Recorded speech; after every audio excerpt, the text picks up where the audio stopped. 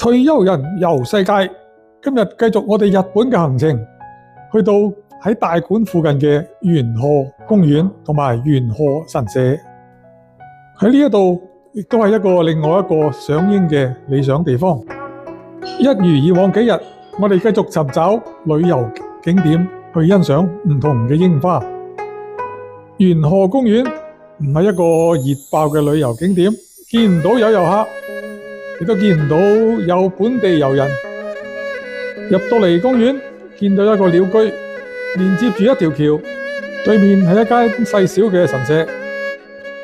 喺橋兩邊見到兩片好大嘅，應該係荷花池，可能正值冬春交界，荷花就見唔到啦，可能要到夏天。想象一下呢度如果開滿荷花，綠油油一片，又另有一番特別嘅景象。冇荷花嘅荷花池，冇荷葉嘅荷花池，感覺係點？有啲蒼涼。櫻花落咗一大半，雖然有啲失望，但係唔係日日都要揾靚景㗎，出嚟神下運，吸收下新鮮空氣。行咗一陣，當我哋團友過呢條虹橋嘅時候，竟然間發生咗件不可思議嘅事件。一陣大風將某位團友嘅帽吹咗落去荷花池。呢位團友嘅靚帽仲要係啱啱琴日買，今日就吹咗落荷花池，越飄越遠。點算好？有人提議落水攞，冇可能㗎喎，下邊啲泥都唔知有幾深。突然間見到條長繩，今回做羅賓漢，發條繩戳佢埋嚟。你估你真係羅賓漢咩？搞一輪終於都搞唔掂。突然間見到一支好長嘅竹，呢支竹廿多尺長，睇，爭少少就掂到，好似有啲希望咁喎。架撐係有啦，不過支竹咁長，你要幾大力先可以撐到出去呢？亦都冇可能揮灑地搖動支竹去撩佢返嚟。終於係點？團長揾咗個工作人員喺橋底撐隻艇仔出嚟，好似有啲計咁喎。諗諗先，好難得呢位哥仔陪你癲，機會落水同你執帽。阿哥仔左度右度，度下位，撐下埋啲，撐下又埋啲，拿起碌竹，睇下有冇機會。呢位工作人員值得一讚，非常有專業精神。呢一頂咁嘅帽，佢都冒住危險，冒住濕身，同你玩到底，永不放棄。見到頂帽啦，支竹夠唔夠長？撐少少。俾啲心機，撐2尺嘅。哇！隻船漏水，踩到個鞋都濕埋。俾翻個拉你。好啦，差唔多啦喎，咪跌落水啊！隻船好似唔係好穩啦。拿起支竹，撐唔撐起？一手拿來，成功了！哎呀，跌翻來，嚟多次，有機啦啩？掂啊！喂，團友，係咪你㗎？攞嚟接得㗎。唔該晒，哥仔，呢次真係萬分感謝，無言感激。講返句ありがとうございます，失而復得嘅嘢特別值得紀念。後來我都買咗呢一頂同一款嘅帽，日後見到呢頂帽就記得今日吹甩帽落池嘅一幕。回頭喺另外一邊見到一位工作人員，好似係撈緊蓮藕喎。呢份工都好辛苦喎，老友。過咗一陣，我哋去搵我哋今日食晏嘅地方，日景食堂。根據團長所講，呢間食堂好有名，位於大岳溫泉，係一間有400年歷史嘅餐館。外邊非常凹凸，有啲年代感，有啲超和風，可能唔止啊，大正風，甚至再遠啲，明治風都得啊。餐館裏邊一個 counter， 兩三張台，細細張，最多20人，我諗唔得啦，10零人啦。睇下餐牌有咩食？裏邊嘅凳咁過癮嘅，唔通以前啲日本人真係咁矮細？啲台凳好細張下噃，好似我哋以前小學返學嗰啲台凳咁噃。團長助手幫我哋order食物，因為冇人識講，冇人識噏，店員淨係識講日文，清清地簡簡單單食碗蕎麥麵，有啲古樸嘅味道，有啲年代感咁啦，味道唔錯。睇下團友食乜嘢？芽菜豬肉套餐，哇！咁大碗飯，咁大碗湯，一定食得飽你啊！價錢係點？嚇親你！最貴嗰樣都唔使1000 yen， 5-6蚊美金搞掂一餐。哇！呢一個團最平都係呢餐啊！唔通個老闆成100年都唔記得加價？咁啊，食得喎又。食完嗰間，搭上我哋下一個景點，途中影下火車。過咗一陣，我哋終於嚟到呢一度，叫做弘前城。弘前城公園呢一度係出名賞櫻嘅地方。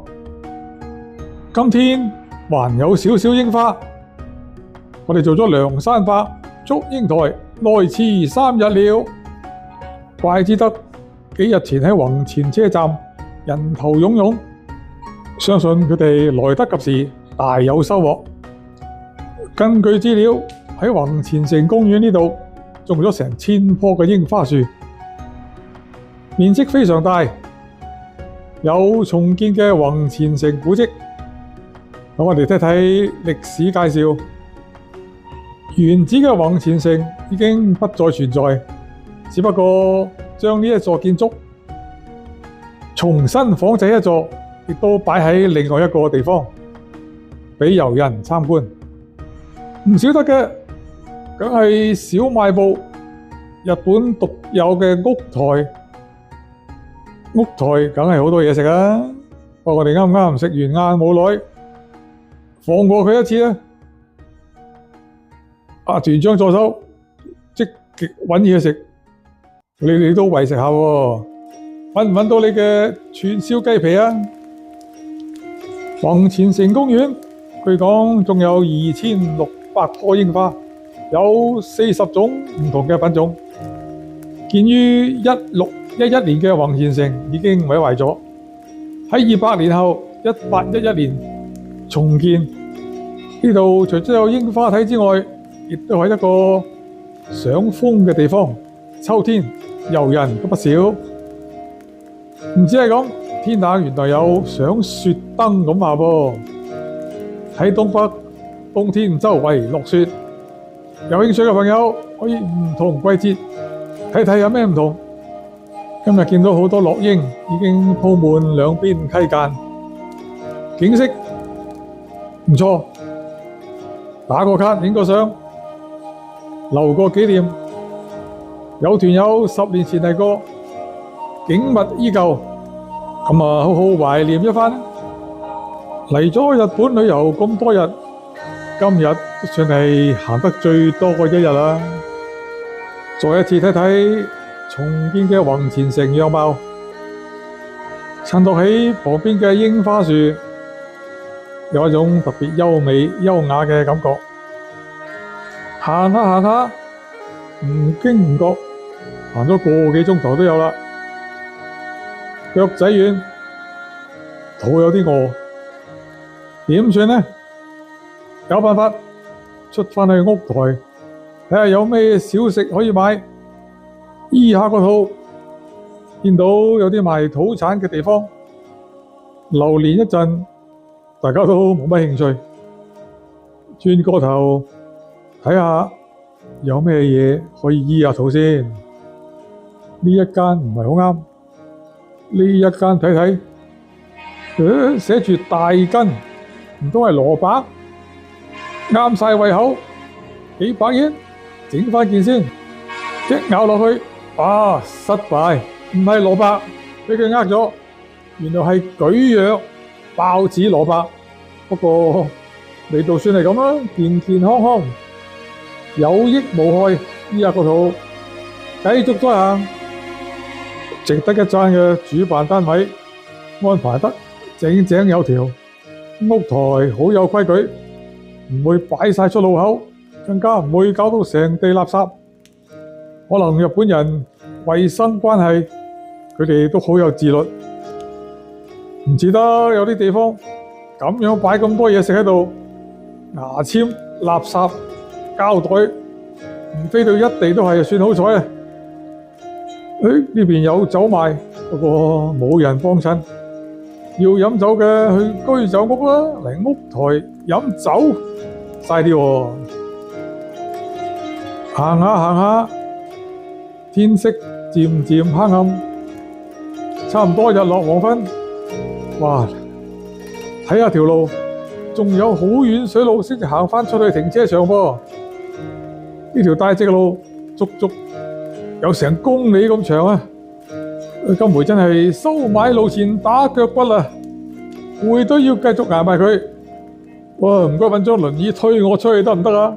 唉，講下笑啫。呢一段路大家都行到索晒氣，唔緊要。團長俾個安慰獎我哋話，今晚嘅大餐係食法國大餐，睇下有幾大餐，拭目以待。行入去餐廳小路。咦，有支法國旗，唔通係呢間？喂，團長話唔係呢間，唔好搞錯門口，隔離呢一間先係。個名寫住 Cheese Ends， 咩意思呢？法式料理，我諗係啩？日文我就唔識啦，認得支國旗，咁當佢法式料理啦。睇下裏面嘅擺設，門口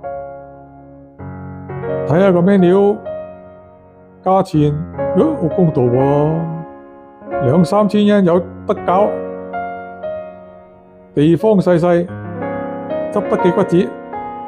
阿 waitress 帶我哋入座，唔錯唔錯。睇下今晚我哋食咗啲乜嘢？淨睇啲擺設，刀碟碗筷，哇！連刀叉都10件8件，一定唔錯啦啩！首先整個頭盤，餅仔2件，切下牙啦先，隻碟就好靚啦，件餅都唔錯。跟住嚟個簡單嘅沙律，都係好細碟。